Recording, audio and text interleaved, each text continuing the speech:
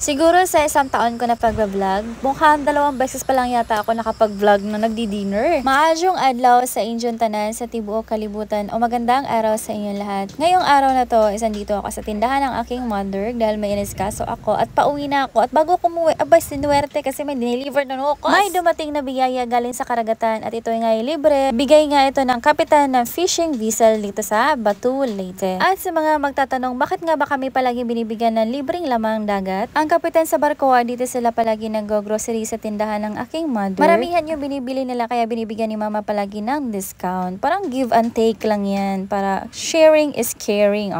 Share your blessings. So parang ganyan lang yan. Kagaya nung pumunta ako sa tindahan ni mama na may dalang libreng sitaw na galing dito sa bukid na fresh harvest. Pagka uwi ko na may binigyan niya ako ng isda, pusit. Binigyan niya din ako ng manok na inahin para mapadami ko dito sa bukid. At kapag napadami at napalaki ko na ang mga manok, syempre bibigyan ko din si mama kasi sa kanya galing yun. Parang ibinalik ko lang kung ano yung binigay niya. Ganyan. Give and take. Parang lami kaadyo lang yan dito sa bukid. Sobrang sarap dahil libre at fresh ang mga gulay na harvest dito. Wow. Ang una ko munang ginawa dito ay nang-harvest muna ako ng mga fresh vegetables para sa isasahog ko sa aking tinolang isda. Nanguha ako dito ng patola, pipino, alugbate, saluyot, okra, malunggay, at tanglad. Alas 5 ng hapon nang ako'y mag-umpisa mag-asikaso ng aming hapunan. Alas 7 ng gabi dapat naka-ready na ang hapunan dahil ang mga tao dito ay maaga natutulog dahil maaga din silang gumigising at maaga sila nag-uumpisa sa kanilang mga gawain dito sa kabukiran. Syempre marami silang hayop na papakainin, may mga baka, kalabaw, baboy, mga manok. Pagsapit ng liwanag, pagsapit ng umaga dito sa kabukiran ay napakaingay ng mga manok, kagaya niyan.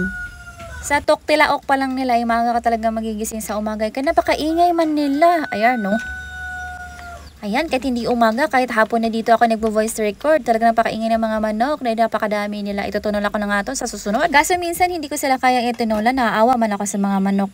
Nangingibabaw ang awa, kaya bumili na lang tayo ng manok. At ito na nga, binigyan ako ni mama ng pusit at isda, ay binigyan ko din, shinare ko din yung blessing na binigay ni mama, binigay ko din sa amin tito na pamangkin ni tatay. Tapos binigyan din kami ng isang buwig na saging. Wow, so generous.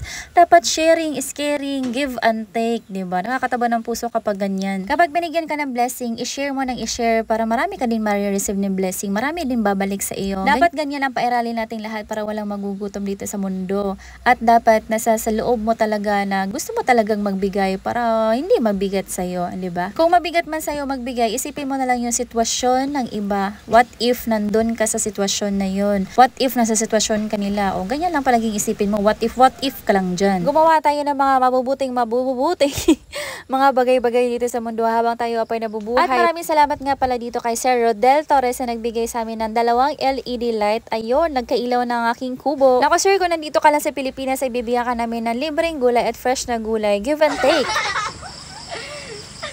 Naku po, may nanghihingi na ng hapunan. Familiar po ba kayo sa wakwak at kikik? Sino mga taga-probinsya dyan? Sino naman nakakarinig dyan palagi sa bubong bawat gabi? At ito na nga, ready na ang hapunan. Kain po tayong lahat, mga ontanin dyan tanan. Lami, kaayo. Doon naman sa mga naniniwala ng wakwak at kikik, nakakita na po kami palagi niyan sa gabi. Pero yun po ay malaking ibon na lumalabas tuwing gabi. Naka-night shift sila, diba? Naka-night shift. Ang hunting nila ng food ay gabi. Sa araw ay nakatago lang sila sa mga kanilang bahay-bahay. Sila ay malalaking ibon at nagpo-form sila na parang putol na tao talaga at may malaking pakpak. Pero malalaking ibon talaga yan, napuporma lang na mga imagination nyo, tigil-tigilan nyo yan, mga overthinking nyo, nadadamay pati yung mga ibon. O siya, hanggang dito na lang ako para marinig nyo naman yung sounds ng gabi dito sa aming bukid. This is Miss Angel World. Thank you for watching.